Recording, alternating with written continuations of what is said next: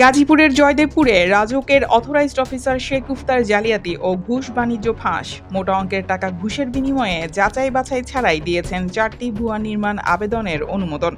ছিল না ভূমি ব্যবহার ছাড়পত্র, পদে পদে সরকারকে দিয়েছেন ফাঁকি। জালিয়াতির ঘটনা ধামাচাপা দিতে চালাচ্ছেন ব্যাপক তোড়জোড়।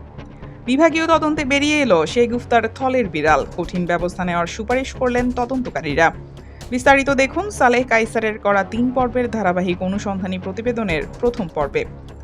গাজীপুরের জয়দেবপুরে রাজধানী উন্নয়ন কর্তৃপক্ষ রাজউকের জোন 3/2 এর অথরাইজড অফিসার প্রকৌশলী শেগুফতা শারমিন আশরাফের বিরুদ্ধে ভুয়া আবেদন ও নথির ভিত্তিতে নির্মাণ অনুমোদন দেওয়ার গুরুতর অভিযোগ উঠেছে। অভিযোগে বলা হয়েছে, মোটা অঙ্কের ঘুষের বিনিময়ে যাচাই বাছাই ছাড়াই একাধিক ফাইল অনুমোদন করা হয়েছে।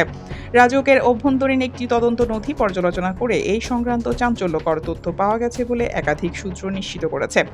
অগ্রযাত্রা প্রতিদিনের হাতে আসা একটি তদন্ত নথিতে দেখা যায়, গাজীপুরের জয়দেবপুর এলাকায় অন্তত 4টি নির্মাণ অনুমোদনের ক্ষেত্রে বাধ্যতামূলক যাচাই বাছাই না করেই অনুমোদন দেওয়া হয়েছে।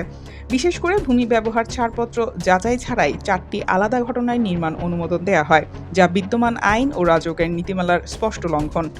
সূত্রগুলো আরও জানায়, অনলাইন আবেদন প্রক্রিয়ায় নির্ধারিত নিয়ম অনুসরণ করা হয়নি, জমির তথ্য যাচাইয়ের জন্য বাধ্যতামূলক QR কোড ব্যবহার করা হয়নি এবং নথিপত্রের যথাযথ যাচাই ছাড়াই ফাইল নিষ্পত্তির প্রমাণ পাওয়া গেছে।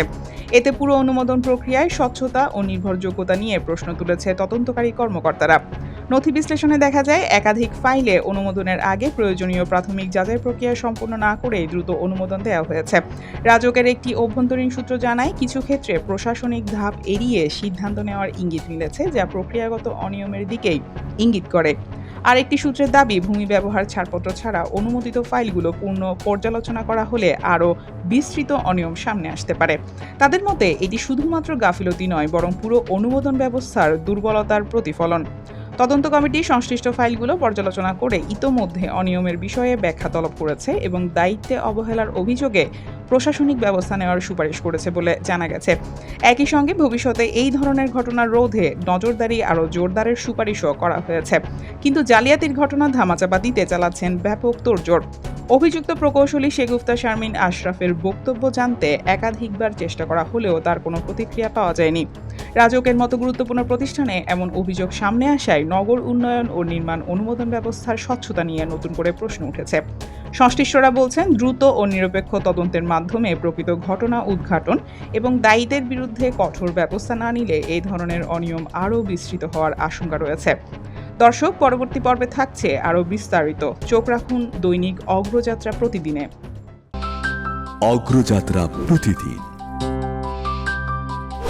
নির্ভীক প্রত্যয়ে উজ্জীবিত।